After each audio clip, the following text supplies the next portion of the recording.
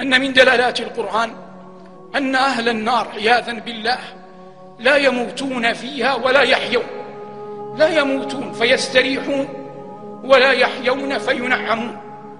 وأما العصاة من المؤمنين فإنهم يموتون إماتة في النار، ثم إنهم يخرجون منها ضبائر ضبائر، فيلقون على نهر عند أبواب الجنة، فيقال يا أهل الجنة أفيضوا عليهم الماء، فينبتون كما تنبت الحبة في حميل السيل.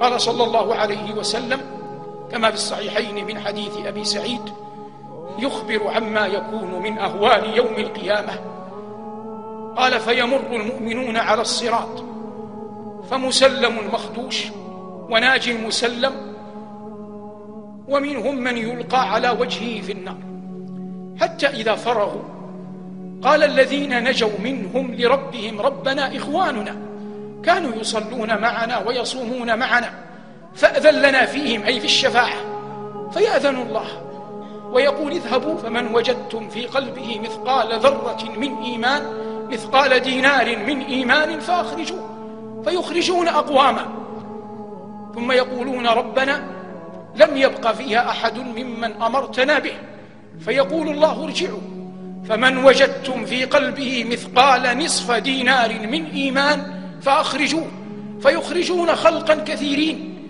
ويقولون ربنا لم يبق فيها أحد ممن أمرتنا به، فيقول الله ارجعوا فمن وجدتم في قلبه مثقال ذرة من إيمان فأخرجوه، فيخرجون خلقا ويقولون ربنا لم يبق فيها أحد ممن أمرتنا به، فيقول الله عز وجل شفعت الملائكة وشفع النبيون وشفع المؤمنون وبقيت شفاعة أرحم الراحمين.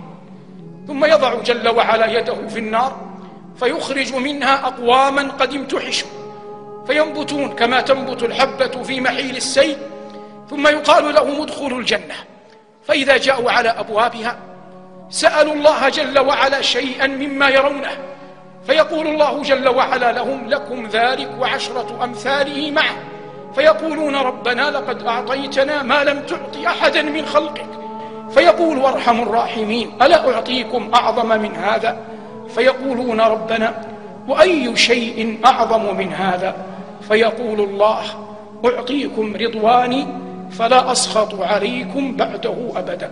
اللهم إنا نسألك في مقامنا هذا رضا لا تسخط علينا بعده أبدا. اللهم إنا نسألك في مقامنا هذا رضا لا تسخط علينا بعده أبدا.